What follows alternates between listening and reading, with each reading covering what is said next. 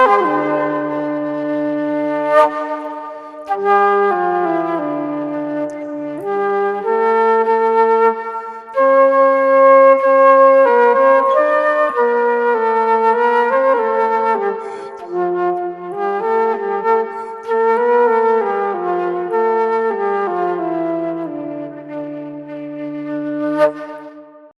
nome do Pai, do Filho e do Espírito Santo, um só Deus. Queridos e amados irmãos, em nosso Senhor e Salvador Jesus Cristo, com grande alegria vamos caminhando essa primeira semana, que é chamada Semana da Purificação. Ela é bem pesada, as orações são longas, o cânon de Santo André é extenso. Porém, os santos padres, como eu já disse aqui algumas vezes, conhecedores da miséria humana, da alma humana, de todas as suas potencialidades, sabe que essa primeira semana ela tem que ser mais forte, pois ela é crucial para a nossa quaresma. É ela que dirá os ditames do restante da nossa quaresma. Santos padres sabem que se a gente começar as coisas com frouxidão, com lentidão, do meio para o final vai ser pior ainda.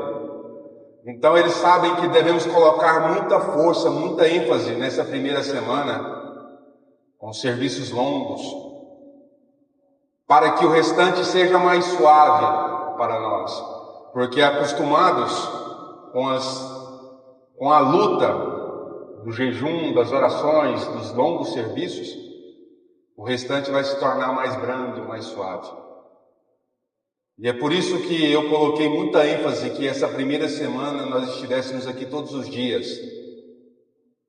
Hoje eu vou falar do cânon de Santo André. Para mim sempre foi um sonho, como ortodoxo, viver isso na paróquia onde eu estava. E graças a Deus, esse ano, pudemos rezar juntos esse maravilhoso cânon. Muitos se perguntam, padre, mas e todo dia para a igreja? O serviço é longo demais. Alguns vêm na segunda, não vêm na terça. Outros vêm na quarta, não vêm hoje. Será que precisa disso tudo, padre? Isso tudo que nós estamos fazendo aqui é nada diante do tanto de pecado que nós temos.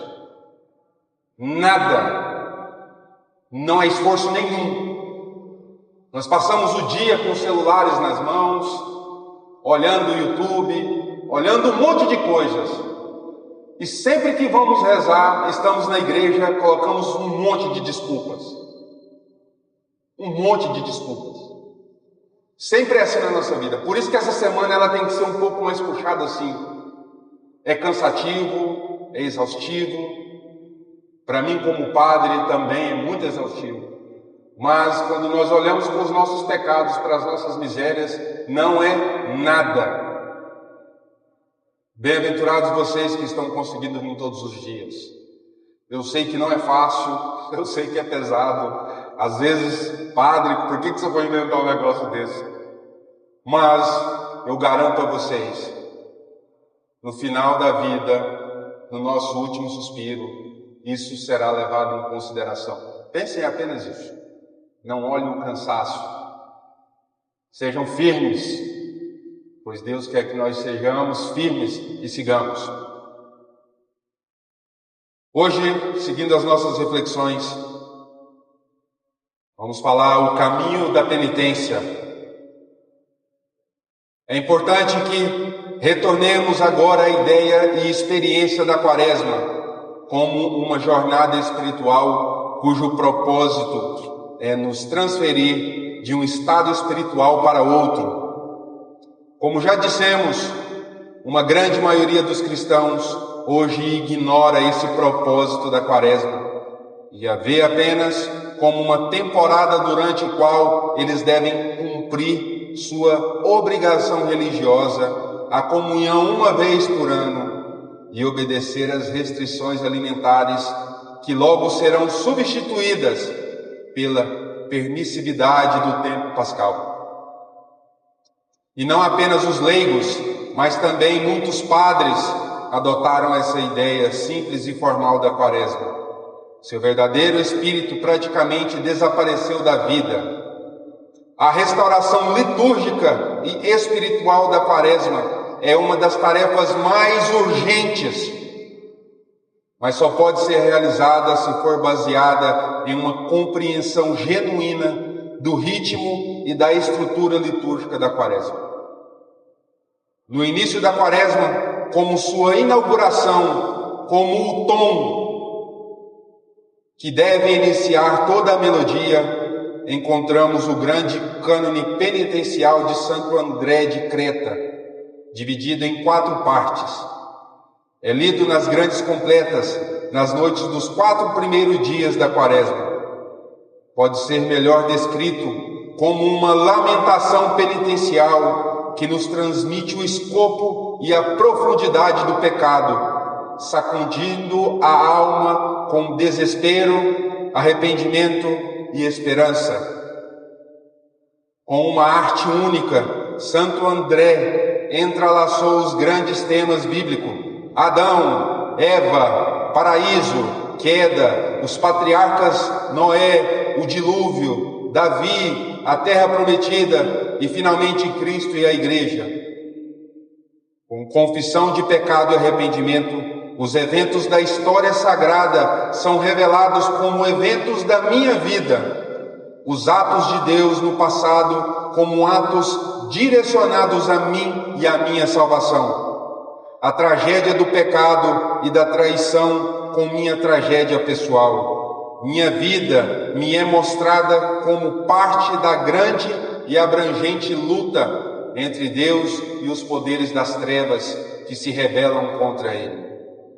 O cânone começa com esta nota profundamente pessoal, onde devo começar a chorar pelos atos amaldiçoados da minha vida. Que fundamento devo estabelecer Cristo para esta lamentação? Um após o outro, meus pecados são revelados em sua profunda conexão com o drama contínuo da relação do homem com Deus. A história da queda do homem é minha história.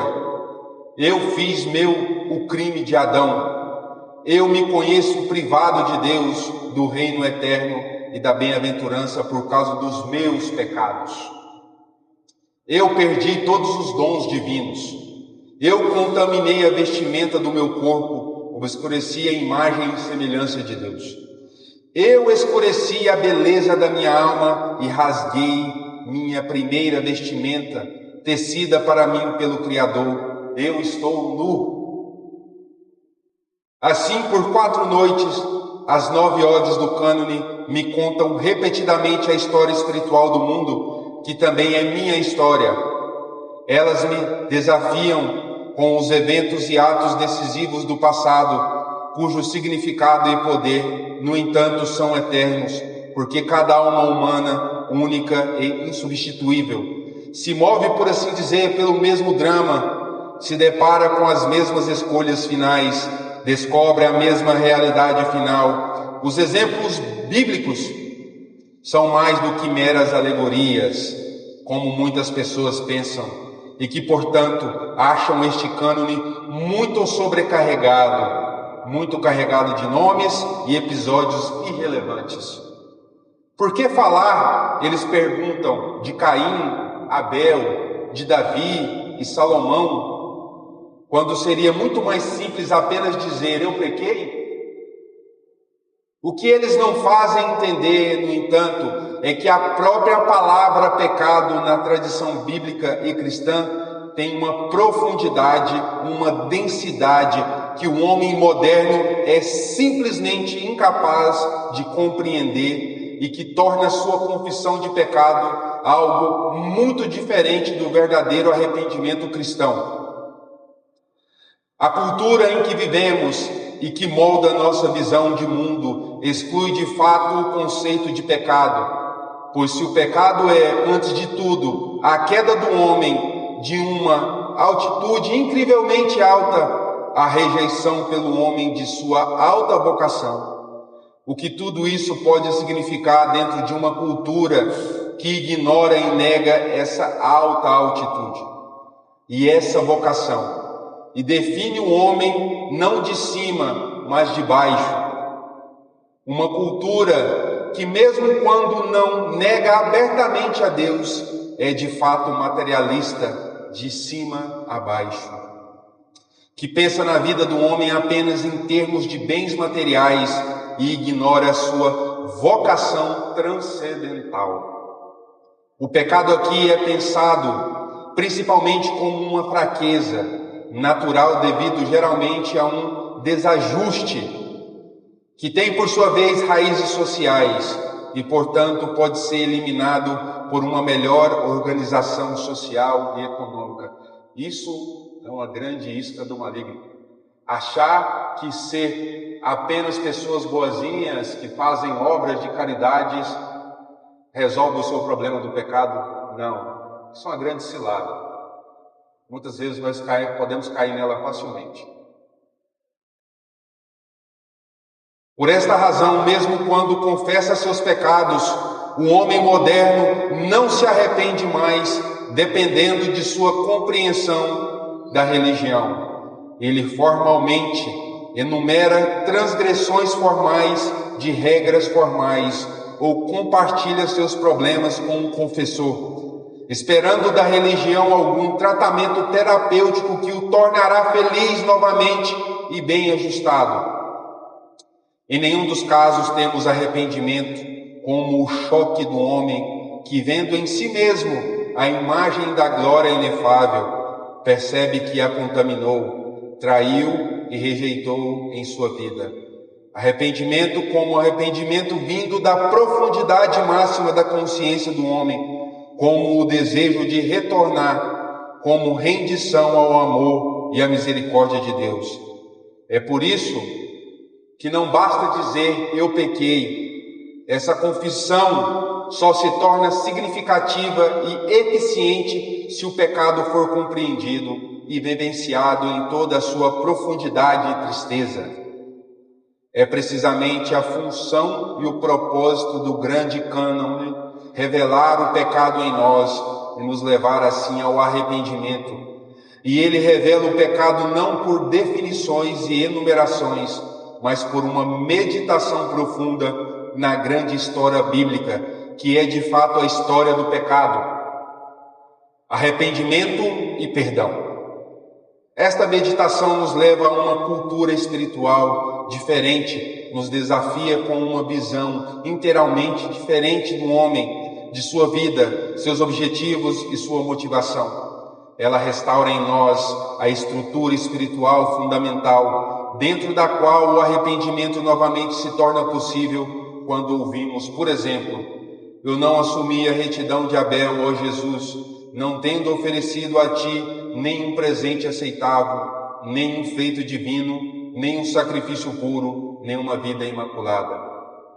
Entendemos que a história do primeiro sacrifício, tão brevemente mencionada na Bíblia, revela algo essencial sobre nossa própria vida, sobre o próprio homem. Entendemos que o pecado é, antes de tudo, a rejeição da vida como oferta ou sacrifício a Deus, ou, em outros termos, da orientação divina da vida. Que o pecado, portanto, é em suas raízes o desvio de nosso amor de seu objeto final. É essa revelação que torna possível então dizer algo que é tão profundamente removido de nossa experiência moderna de vida, mas agora se torna tão existencialmente verdadeiro, enchendo o pó com vida. Tu me deste carne e ossos, respirando vida. Ó Criador, Redentor e Juiz, aceita-me arrependido. Para ser devidamente ouvido, o grande cânone implica, é claro, conhecimento da Bíblia e a habilidade de compartilhar as meditações sobre seu significado para nós. Se hoje tantas pessoas o acham maçante e irrelevante, é porque sua fé não é mais alimentada na fonte das Sagradas Escrituras, que para os padres da Igreja era sua fonte da fé. Temos que aprender novamente como entrar no mundo conforme revelado pela Bíblia, e como viver nele. E não há melhor maneira de entrar nesse mundo do que pela liturgia da igreja, que não é apenas a comunicação dos ensinamentos bíblicos, mas precisamente a revelação do modo de vida bíblico. A jornada quaresmal começa assim, com um retorno ao ponto de partida. O mundo da criação, queda e redenção, o mundo no qual todas as coisas falam de Deus e refletem sua glória, no qual todos os eventos são referidos a Deus, no qual o homem encontra a verdadeira dimensão de sua vida e, tendo-a encontrado, se arrepende. Amém.